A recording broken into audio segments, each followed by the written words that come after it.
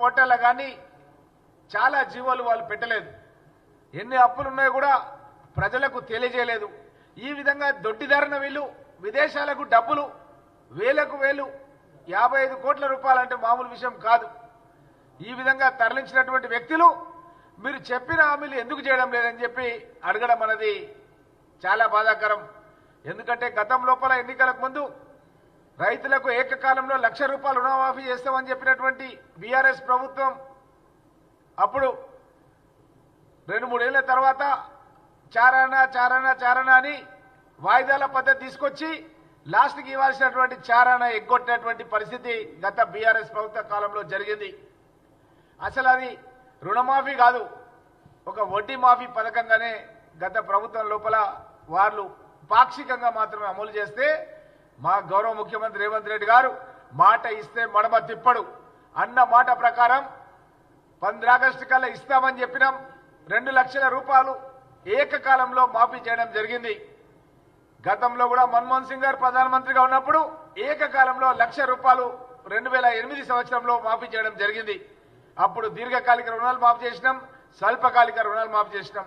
అదేవిధంగా ఇప్పుడు రైతు భరోసా కూడా 15,000 రూపాయలు ఇస్తామని చెప్పి 12,000 రూపాయలు ఇస్తున్నారని చెప్పి గగ్గోలు పెడుతున్నారు ఈ యొక్క హరీష్ రావు గారు. మీరెందుకు గతం లోపల మీరు ఇస్తామన్న ₹1,00,000 ఎందుకు వాయిదాల పద్ధతిలో తీసుకొచ్చినారు? మేము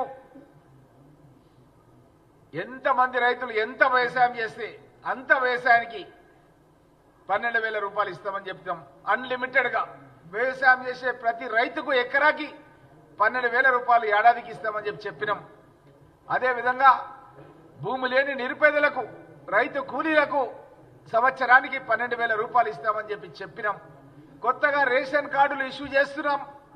ఈ యొక్క 26 జనవరి అంటే డైమండ్ జూబ్లీ ఇయర్, ఈసారి వజ్రోత్సవాలు జరుపుకునేటువంటి సందర్భం లోపల ప్రజలకు ఇచ్చినటువంటి హామీలన్నిటి కూడా అమలు చేస్తూ ఆల్రెడీ ఇందిరమ్మ ఇండ్లు కట్టించడానికి అని చెప్పి ప్రతి ఇంటికి వెళ్లి సర్వే చేపిస్తున్నాం.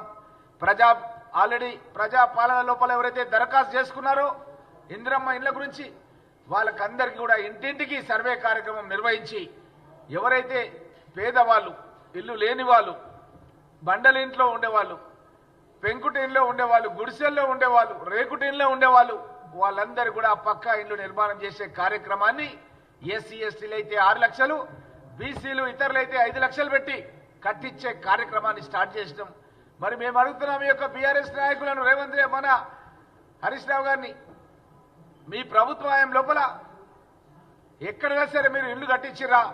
ఉదాహరణకు మా వికారాబాద్ జిల్లా కానీ మా పరిగి నియోజకవర్గం కానీ చూసుకుంటే ఒక్కటంటే ఒక్క ఇల్లు కూడా ఇంతవరకు గృహప్రవేశం జరగలేదు. మీరు చేసిన పథకాలను ఎవ్వరు కూడా నమ్మడం లేదు.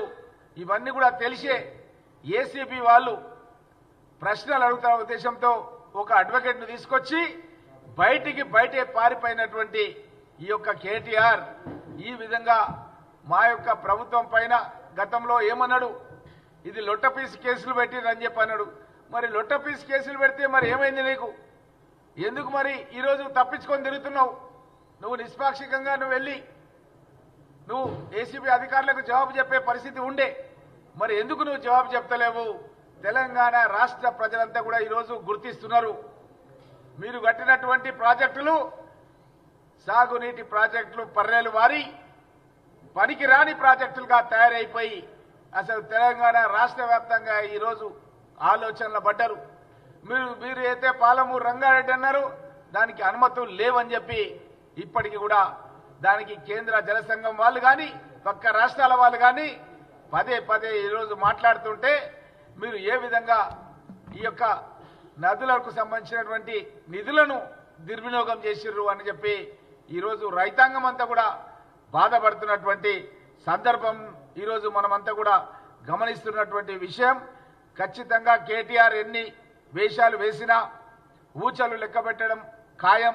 అది తెలిసే ఈరోజు ఈ విధంగా కాంగ్రెస్ ప్రభుత్వం పైన అబాసుపాలు చేయడానికి ఏదో ఒక పిలుపునిచ్చి ఏదో ధర్నాలు చేయాలని ఇంకోటి చేయాలని రాష్ట్ర వ్యాప్తంగా పిలుపునిచ్చినంత మాత్రాన ఎవరు కూడా దీనికి సంబంధించినటువంటి ఈ యొక్క పిలుపులకు పట్టించుకునే పరిస్థితి కూడా లేదు అన్న విషయాన్ని కూడా తెలియజేస్తూ కాంగ్రెస్ ప్రభుత్వం వచ్చిన తర్వాత మొట్టమొదట మేము మహిళలకు ఆర్టీసీ బస్సులో ఉచిత ప్రయాణం కల్పించినాం. మా పరిగి డిపోలో 29 కోట్ల రూపాయలకు సంబంధించినటువంటి మహిళలు జీరో టికెట్ పైన ఉచిత ప్రయాణం చేసిరని చెప్పి మొన్ననే మా డిపో మేనేజర్ గారు మాకు ఒక లెటర్ ఇవ్వడం జరిగింది. ఈ విధంగా రాష్ట్ర వ్యాప్తంగా ప్రతి డిపోలో కూడా 20-30 కోట్ల రూపాయలకు సంబంధించినటువంటి ఉచిత ప్రయాణాలు జరిగినాయంటే కోట్లాది మహిళలు ఈరోజు కాంగ్రెస్ ప్రభుత్వం ఇచ్చినటువంటి పథకం మూలంగా, మహాలక్ష్మి పథకం మూలంగా వాళ్ళు ఉచిత ఆర్టీసీ ప్రయాణాలను వాడుకోవడం జరుగుతుంది. ఇదే కాకుండా మనకందరికీ తెలిసిన విషయమే, అందరికీ కూడా ఉచిత కరెంట్ ఇస్తామని చెప్పినాం 200 యూనిట్ల వరకు అన్న మాట ప్రకారం తెలంగాణ రాష్ట్ర వ్యాప్తంగా పేద ప్రజలందరూ కూడా గృహజ్యోతి కార్యక్రమంలో భాగంగా 200 యూనిట్ల వరకు ఉచిత కరెంట్ అనేది ఇవ్వడం జరిగింది. రైతన్నలకు 2 లక్షల రూపాయలు రుణమాఫీ చేస్తామని చెప్పినాం. దగ్గర 21,000 కోట్ల రూపాయలు నేను శాసనసభ సాక్షిగా ప్రతి నియోజకవర్గానికి 200 నుంచి 300 కోట్ల రూపాయలు రుణమాఫీ అయిన విషయాన్ని నేను శాసనసభలో చాలా వివరంగా చెప్పడం జరిగిందన్న విషయాన్ని కూడా తెలియజేస్తూ, అదే కాకుండా ఎవరైతే రైతన్నలు వరి పండిస్తున్నారో వారికి అందరూ కూడా 500 రూపాయలు ఒక్కొక్క క్వింటల్కు బోనస్గా ఇస్తామని చెప్పి మేము 6 గ్యారంటీలు అయితే చెప్పినామో అన్న మాట ప్రకారం ప్రతి రైతు కూడా క్వింటల్కు 500 రూపాయల వరకు కూడా బోనస్ను కూడా ఇవ్వడం జరిగిందన్న విషయాన్ని కూడా తెలియజేస్తూ, తప్పకుండా రైతులకు ఇచ్చినటువంటి 6 గ్యారంటీలను కాంగ్రెస్ ప్రభుత్వం గౌరవ ముఖ్యమంత్రి రేవంత్ రెడ్డి గారి నేతృత్వంలో పూర్తి చేస్తుందన్న పూర్తి విశ్వాసంతో తెలంగాణ ప్రజలున్నారు. రేపు జరగబోయేటటువంటి స్థానిక సంస్థల ఎన్నికల్లో కాంగ్రెస్ పార్టీకి పట్టం కట్టడానికి తెలంగాణ రాష్ట్ర ప్రజలంతా కూడా ఎదురు చూస్తున్నారన్న విషయాన్ని కూడా తెలియజేస్తూ సెలవు తీసుకుంటున్నాను.